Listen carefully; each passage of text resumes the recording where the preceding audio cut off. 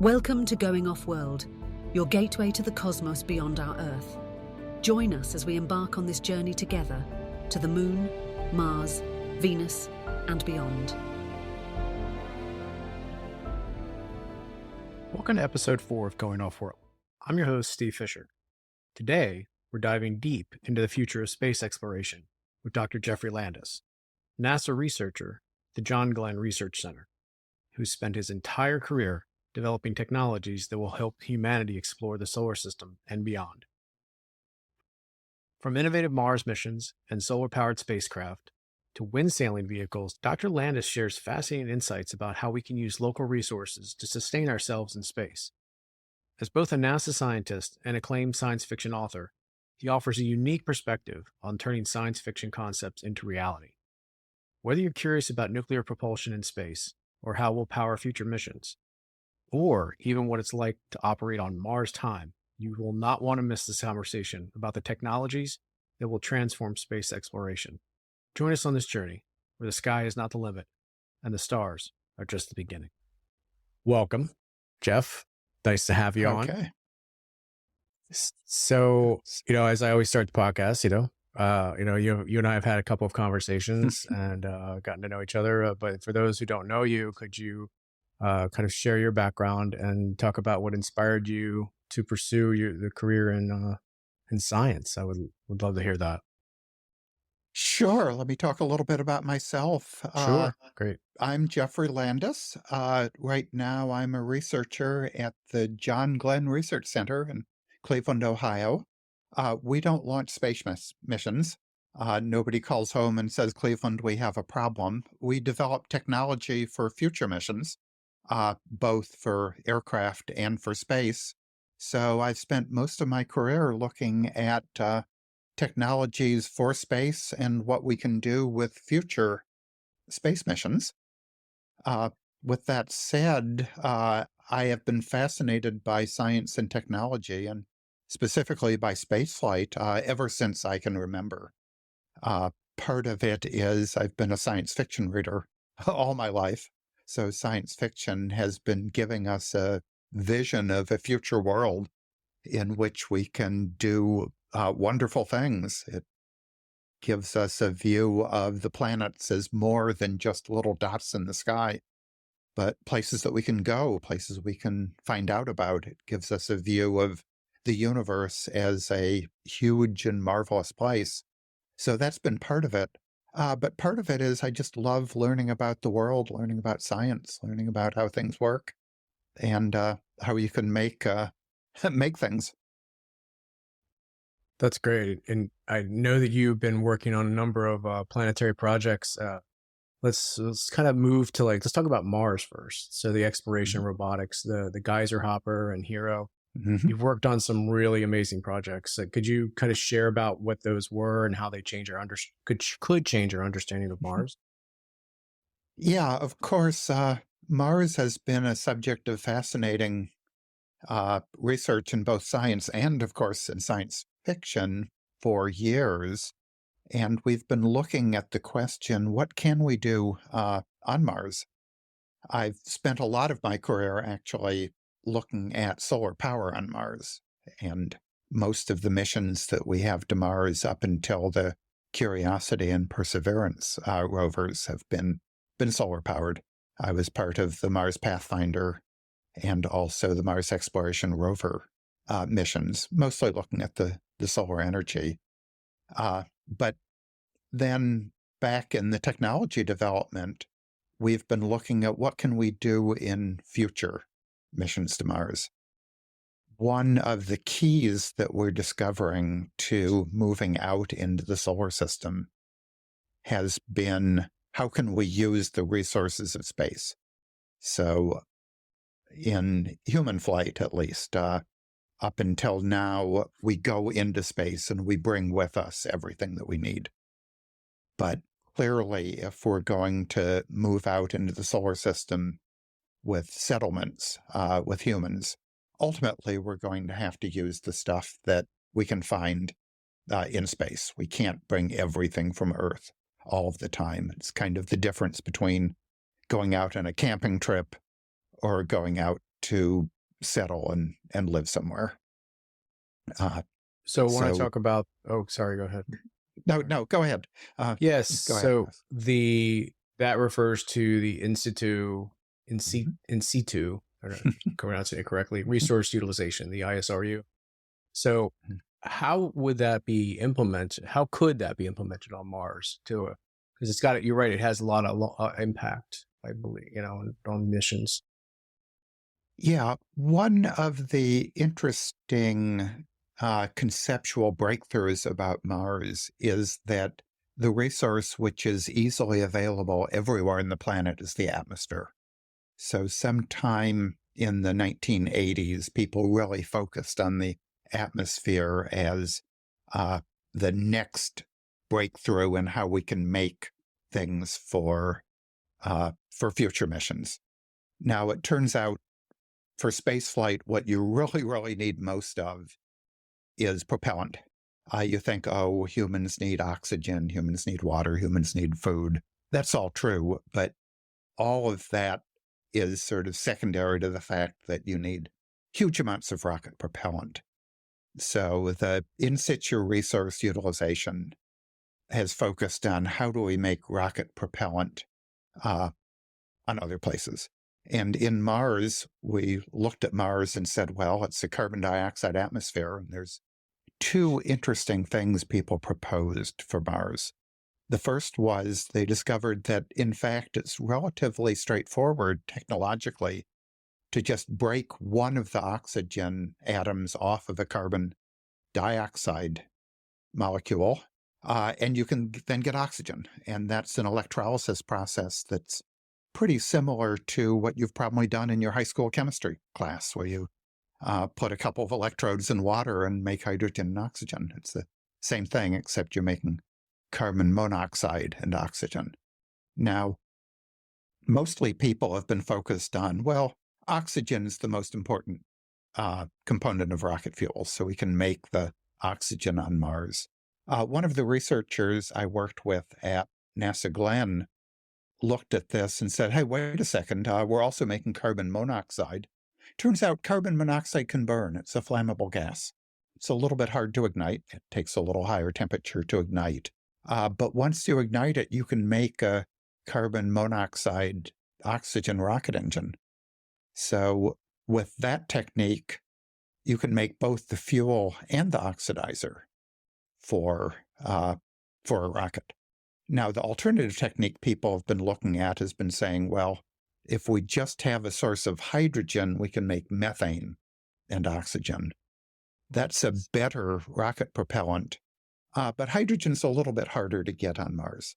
You either bring it from Earth, which is hard, or you could drill into the soil and probably get some water and electrolyze the water. But that's a little bit more complicated. Now we're talking about a lot of earth-moving equipment, drills, and things. On a large scale, that's obviously what you'd do.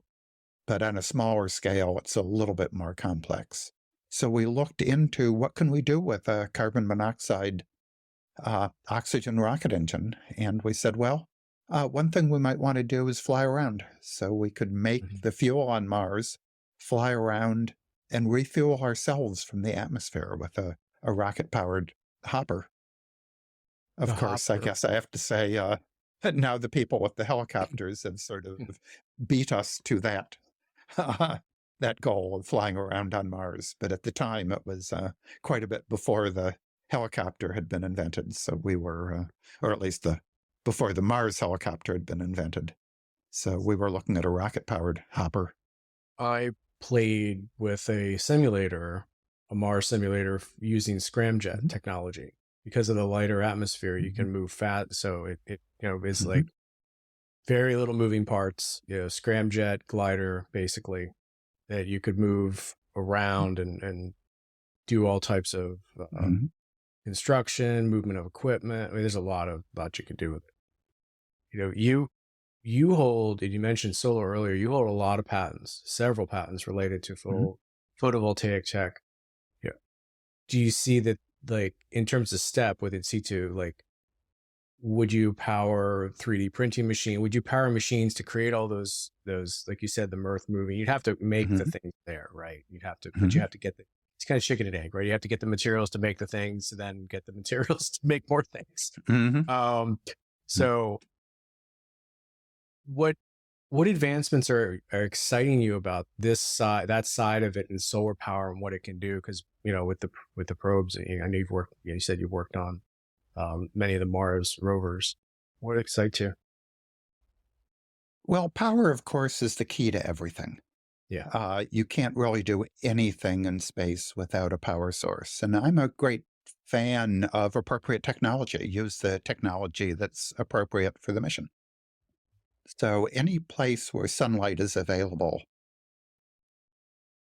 if you've got the sun, you really want to use solar power. Yeah. Solar cells are lightweight and cheap and a reliable source of power. And so the vast majority of things sent into space are solar powered. That's mostly just because the vast majority of things sent into space are pretty close to the Earth. Once you go into the far outer solar system, where there's not much sunlight, nuclear power systems look better. Interestingly, if you're on the moon and you want to operate in the dark, nuclear systems are looking good as well, because the moon has a 14-day nighttime. And it's awfully hard to operate on batteries for 14 days. Not impossible, but hard. If I had a Tesla, I live in Boston. I couldn't even drive in Vermont. So, it's well, yeah. And then where would I plug in? Yeah. Yeah. Well, and you get sunlight at least once every 24 hours. Exactly, right. I think, talking about the rover, did it surprise the team when, I believe it was Pathfinder, right, that kept going?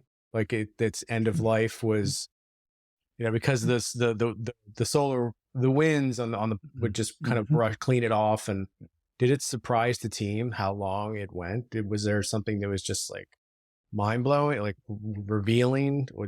Yeah, please, if anything, share. Yeah, the Spirit rover in particular surprised everybody. Yeah. Our initial calculations back before we had good data suggested that the dust would be sticky enough that the Martian winds would not blow it off. But turns out on Spirit, once we got to the summer and had the windstorms come by, and particularly the dust devils, the very first day we saw dust devils, we also saw the power jump up on those solar arrays, and that was something we hadn't expected. It really helped the mission along. That we got a little bit of help from Mars. Mars liked us. That's excellent.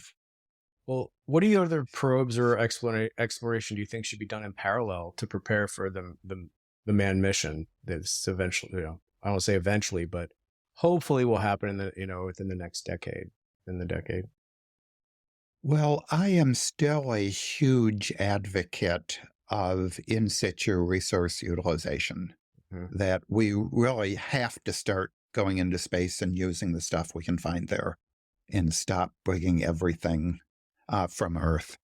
That has not been a major focus of actual missions, but there's a lot of work going on in various little corners of NASA on trying to develop that technology for space resource utilization.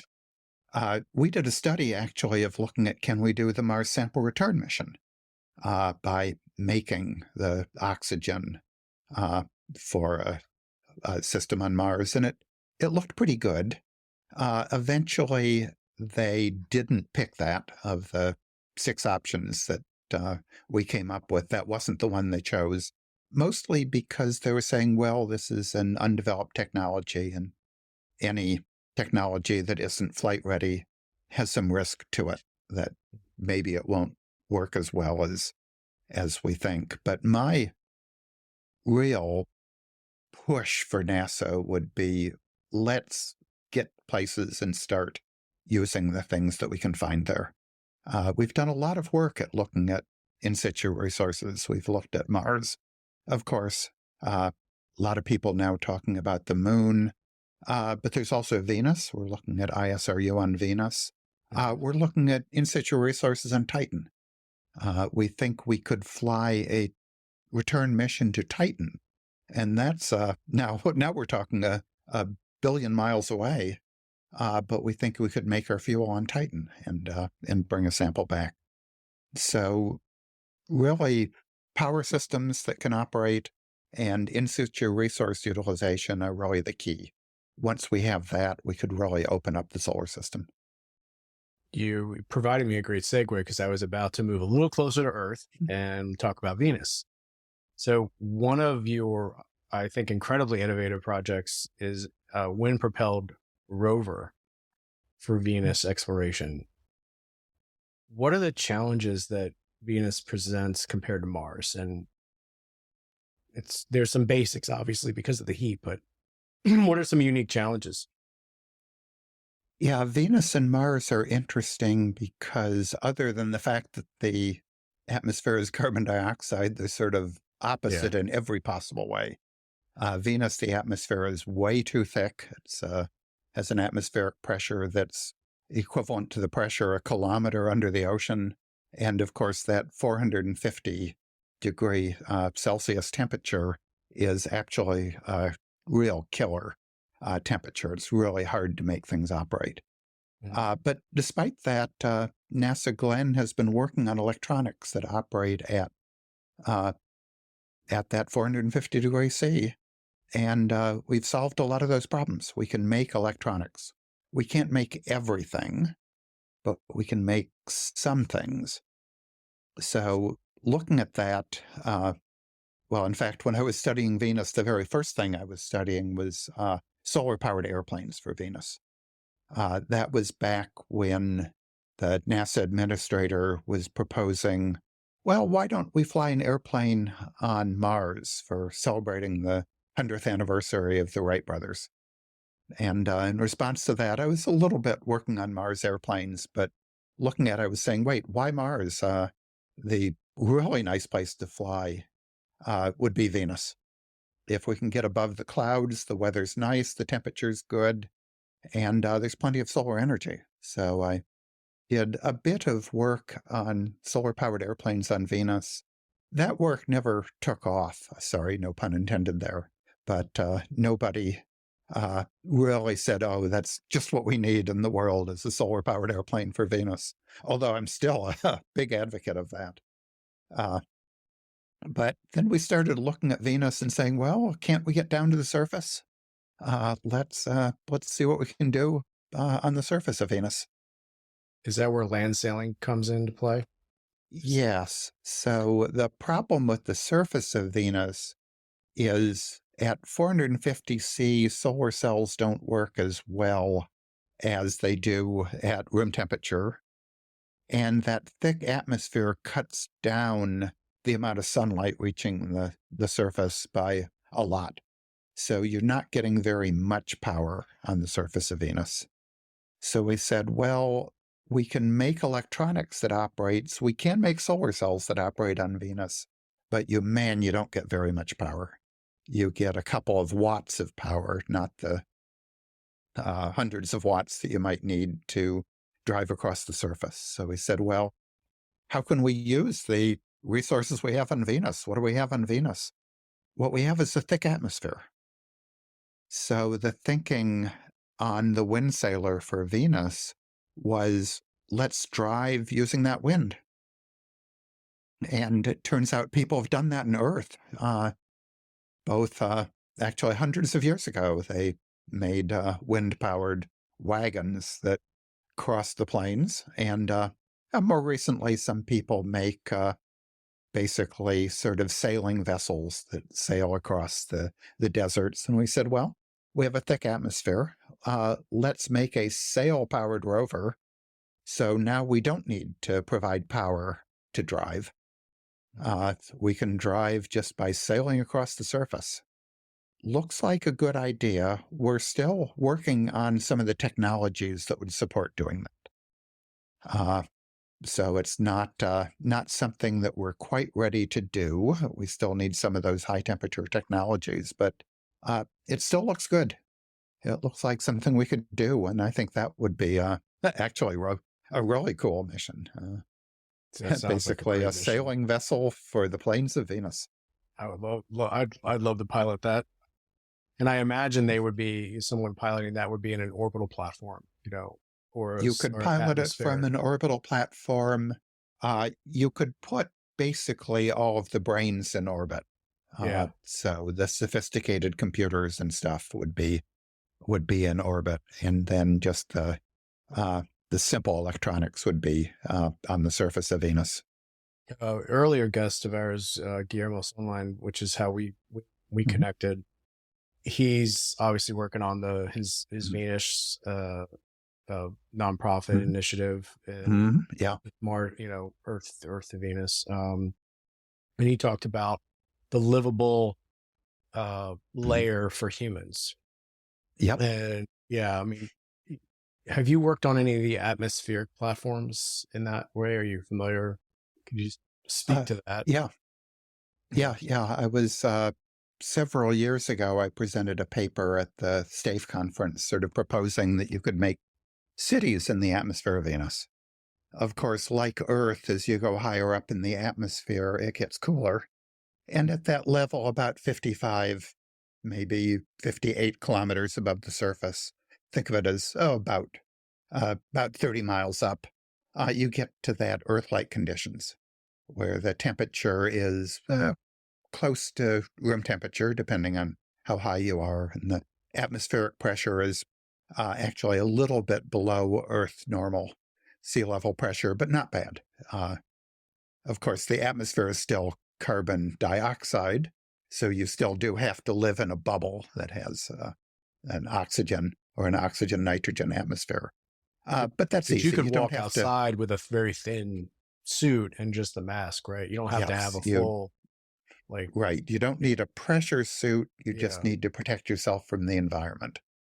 That's above the thick sulfuric acid clouds, but there's probably still some pretty corrosive things in the atmosphere, Mm. even above the thick clouds.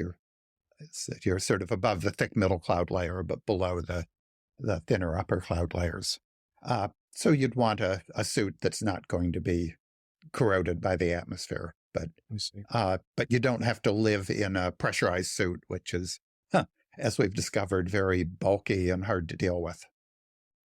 Yeah, it's not exact parallels, but it Mhm. does remind me of Antarctica. Like the elements In there some will kill ways, you. yeah. It's Yep. like you have it's not corrosive, but it's definitely, Mhm. hypothermic and deadly. And you have to, Yes. you know, be ready for that environment and kind of, do live in a bubble a bit, like, Mhm. McMurdo. But so with all these opportunities and like the in-situ, like the research utilization that would happen, make it where you live, make it where you are, right? Actually, is this the kind of the tagline? What do you think is and we've been sending out these probes and we're trying to get the manned missions up. Obviously, SpaceX is doing their thing and NASA's doing their thing. Um, what do you think is the next major milestone in in exploration? Well, the NASA program is all about going to the moon and then from the moon moving on to Mars. And I think I certainly hope that we keep up momentum on that because it's good to have a destination. This I mean, like, want yeah, I mean, because not to. only just preparing as a base Mhm. to build and launch from there, Yeah. but having a permanent settlement, like going back. We haven't been back since Mhm. 70s. Yeah. And, Yeah. it's funny, I collect a lot of space memorabilia.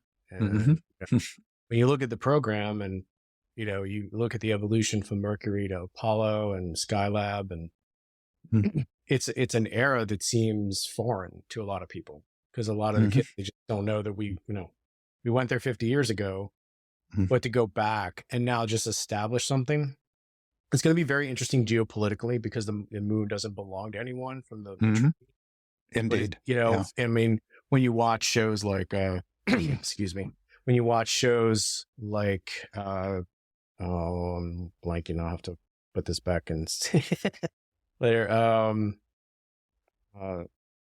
oh, it's the alternate history show. Oh yeah, For All Mankind. Thank you. When you, Says, when you watch shows like For All Mankind, when you're there, it becomes territorial. It's one thing to go there and explore and we're all together in Kumbaya, but it starts to actually produce resources like helium-3 or become bases. It's going to be very interesting and I think a contested challenge for geopolitically, but that's my take on it. But you think that next milestone is just getting us back as a manned crew, just humans back on the moon and just making it a useful regular thing. I completely agree with you because it becomes the base for all the things we want to do. Yeah, we have to start somewhere, and I think the moon is a good place to start because it's so close. It's a 3-day trip and not a 6-month or a 9-month trip. So, but I'm just hoping that we don't stop there. This is just the first waypoint in a longer journey. Well, it leads to the question of what you said. We can make some things, we can do some things. Like, what do you think in technological advancement will be most transformative in the next few decades? Like, what's going to support that? You talked about nuclear power, ships. There's fusion, which is happening. There's a lot happening. What do you think is the most, would be the most transformative for us in the next few decades, realistically? Well, the transformation that we're seeing right now that's very exciting is reusable spaceships. We tried to do that back in the 1980s with the space shuttle, but it turned out it was perhaps a step too far to have a winged vehicle going into space, try to reuse everything and try to do that all without taking any risk. But now there's sort of the second attempt to make reusable spaceships, and that will, if we get it right, be very, very much a transformation in the cost of getting to orbit. Once we get to orbit, I would really love to see some advanced propulsion systems starting being used. Chemical propulsion is great, but once you try to get high delta V missions, high velocity missions, you really, really would like something a bit more energetic. What is sort of looking good would be nuclear propulsion. There's sort of a long time been sort of a fear of anything nuclear, but we have to get beyond that. Space is the place for using nuclear energy, nuclear thermal for high thrust propulsion, nuclear power plants to energize electric propulsion systems for long-term exploration. So I'm really excited that that is back on the table. People are now talking about some very high energy, high efficiency ways of moving through space. I'd love to see a nuclear electric system go out to explore the outer planets, go past Jupiter and looking at Saturn, looking at Uranus and Neptune. Once we get these nuclear electric propulsion ships, the solar system gets a lot easier to get to. Yeah, and the system that comes to my mind is the Orion project from the 60s, Freeman Dyson, Yes. dropping nuclear bombs down the throat to increase speed. But I think the fear there was that if it took off and it exploded, it would destroy a large swath. I think it comes down to where do they make the engine, right? If you have an orbital platform above the moon, or you have, it's almost like, why I was thinking about things like if you do something outside of the house, you don't want to endanger where you are, the livability of it, right? I think having those labs set up to build those, I think that's where it will take hold more so. Like if you have all the components, you can take the uranium, you can take everything up and then put it together, and then it doesn't have the risk is reduced. I think you're right. Once they have the ships and the propulsion systems are going, I'm a big propulsion person. I think that's, if I really got into being a scientist, that's probably what I would have studied. But that's definitely, it's the key, right? To got to get around. Uh, Yeah, yeah, the yeah, bomb-powered spacecraft certainly was a wild idea and yes, it sort of looks was. interesting. It's a little bit more, I think, beloved by science fiction writers than by people who look at the actual difficulties of doing that sort of thing.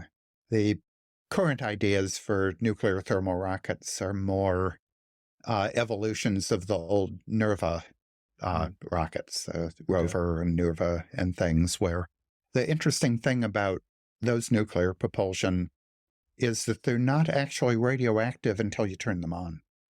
So when you launch them, it's just uranium. You're launching essentially chunks of uranium. So they See, don't uh, they don't start reacting. You don't get the nuclear reaction until uh, you turn them on, and there's what we call a nuclear safe orbit. And that's the idea that you don't want to turn it on until it's high enough above the Earth that it won't re-enter naturally for thousands of years. So even if something goes wrong, even if it does the equivalent of a meltdown, uh, well, it's okay. It's there's a something orbiting the Earth, but it won't come down and won't threaten anybody on the ground. you are a great segue person. You're great at doing segues because you talked about the science fiction element of it. So you are all the other half of you is you are a science fiction author. They were well known.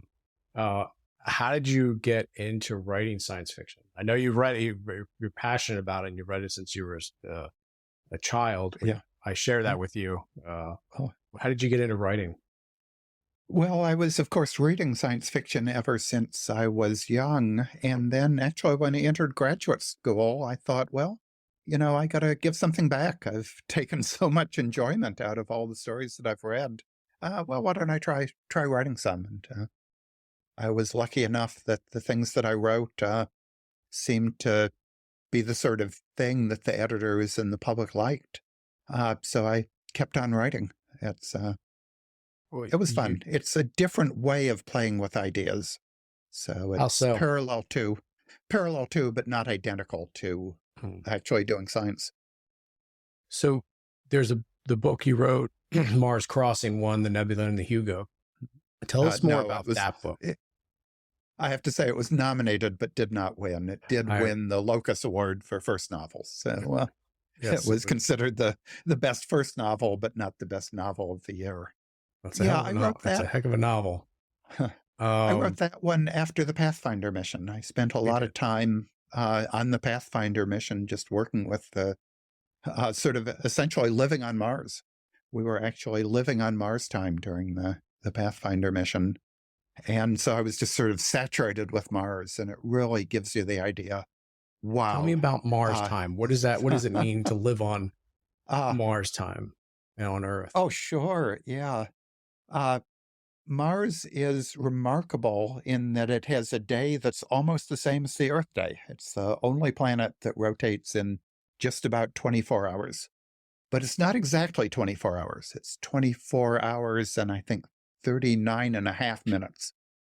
So, since we were operating a solar powered spacecraft on Mars, it wakes up with sunrise and goes to sleep with sunset. So, the science team that's operating it uh, also has to live on the same schedule as the spacecraft. So, uh, we're living on a day that's 24 hours and 40 minutes long.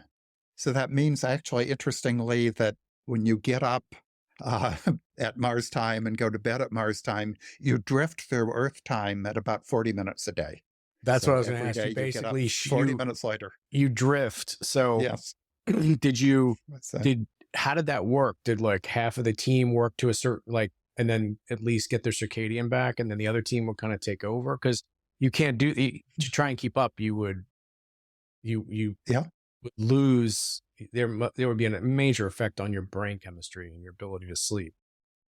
Well, actually, what they did is the first thing they did is in all of the science areas running the spacecraft, they blacked out all the windows. So when you're actually in the areas that we did planning for the mission, you don't know whether it's dark or light outside. It's and yeah, we drifted through time every day, getting up 40 minutes later. Actually, I loved it. I thought 40 minutes per day is all I ever wanted. Another 40 minutes to get everything done. That's pretty fun. That's But good. I was actually, of course, from Cleveland and living in Pasadena where they were running the mission. But so I was nevertheless, I didn't have friends and family and a support system there. The engineers that actually lived in Pasadena kind of hated it because they were out of sync with their family, out of sync with their children, etc. So they eventually convinced us, oh, okay, we've been running on Mars time for a month or two. Let's switch back to Earth time and just plan things further in advance. So, That's interesting. but I thought it was great. I loved having an extra 40 minutes a day. That was cool. great. So tell me about the story of Mars Crossing. What's the book? What's the book about? Well, I wanted to write a book sort of showing the diversity and sort of how big Mars is. So it was a story about a mission to Mars. And this is, in fact, not the first mission to Mars. It's hoping to be the first successful mission to Mars. Oh. And I put my characters in a situation where they actually have to go across Mars. In fact, pretty much going from equator to pole of Mars. Did they land in the wrong place? Did they land?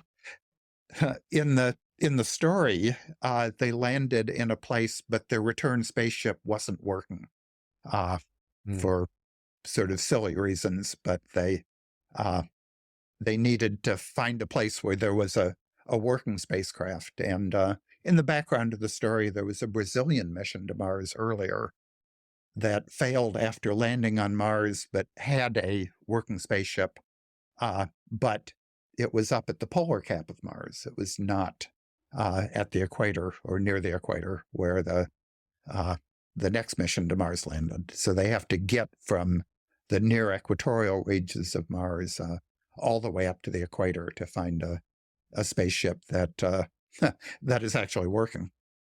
So I wonder, when did this publish? When did you put this out? When did this come out, in the 90s? I think the first edition came out in 99. Okay. And then the paperback came out a couple of years later, and then the book club edition. So I keep wondering if Andy Weir was inspired by your, go to another ship to get off the planet. And it just reminds me of, that element of that book, which is an excellent book on its own. So yes, indeed. But it's a fascinating story because you by de facto, you're one thing to be an explorer to land on Mars and have a successful mission. Now you're truly exploring the planet because you have to make the journey. Right. Yes, you have to explore. You have to explore, not just take some samples and get on, and go back home. The themes like survival, human ingenuity, future. But what are the themes you find most compelling to explore? I'm sure it's all of them, but is there something that really, above all, really that you just drives you in your writing? Well, to a large extent, what drives me is just the thinking about, we're going to be going out there. We're going to have troubles. We're going to have both human and natural troubles, and we have to learn to solve our problems. We need to find out what's there, what we can use, what the what the resources are that would allow us to solve our problems. That's great. So what would you give as advice to aspiring science fiction writers, me included, who want to incorporate scientific realism? That's the big, that's the key, yours and Andy's. There's that accuracy in it, which I think adds an element of not only respect for the novel. When you watch shows like The Expanse, right? It's there's a certain the plausible reality of this thing where it's really not that far. So how do you incorporate that in your story? Well, I think the main advice I give to people is write what you're passionate about.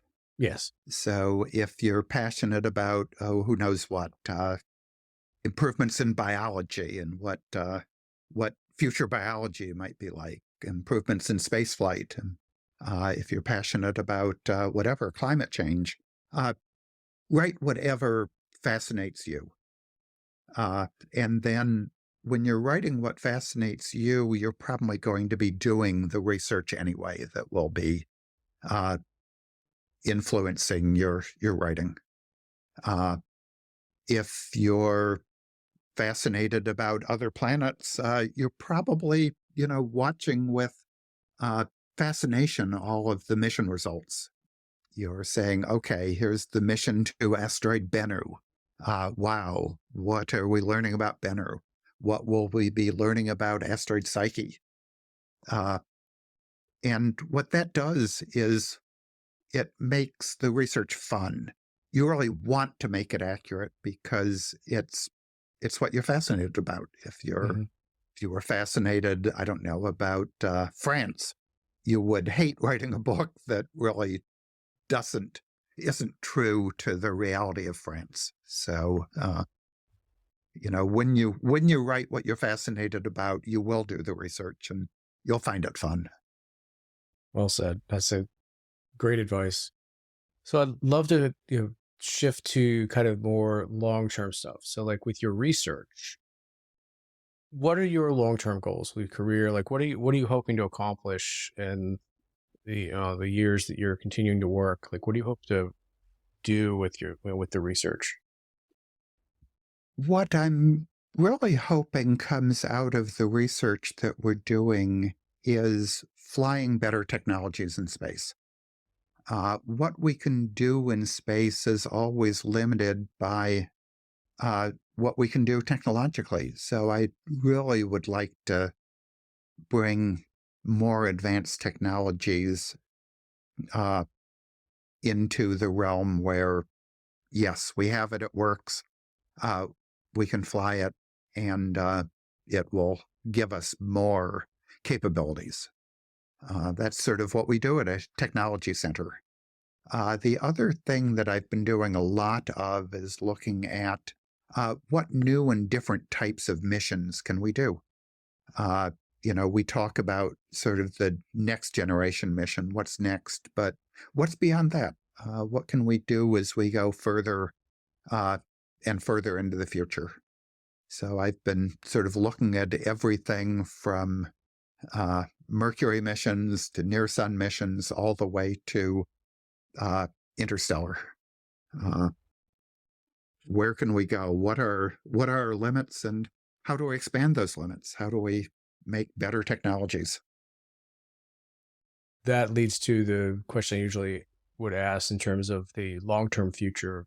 What do you as you think deeply about this a lot, is what do you envision? How would you envision the future of human space settlement? Let's say 50 to 100 years from now, because all playing out. What would that span look? What would that look like in that end state? Would we be interstellar? Would we be interplanetary? Like just put your I futures. think 50 years is a little bit ambitious to be interstellar. I really do think that should be our long term goal, but there's a lot of technology development. I would love to see humans permanently in space in 50 years. Mhm. The question that everybody has to deal with, and it's a really tough question, is what can humans do in space that robots can't? And that is a hard question. At the moment, the answer is humans are much more versatile. Humans are much better. Uh, I remember in the Pathfinder mission, there was a press conference at the very end of the mission, and Matt Gallenbeck, who was the uh, principal investigator, the lead scientist for the mission, one of the reporters asked him, "Well, that was what was it, an 80-day mission, and the 80 days that Pathfinder was exploring Mars, how long would it have taken a human geologist to do the same mission?" And uh, Matt sort of looked off into the distance for about 2 seconds and said, about an afternoon. So humans are tremendously more capable of robots. But the problem is the robots are getting better. Yes. Every year, the robots are getting better and better, and the humans aren't. So in Yes. 50 years, we're going to have tremendously capable robots.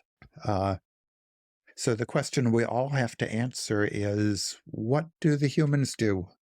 Why do we need the humans in space? And I don't know if I have an answer to that, other than the answer that wherever we explore, humans should go there too.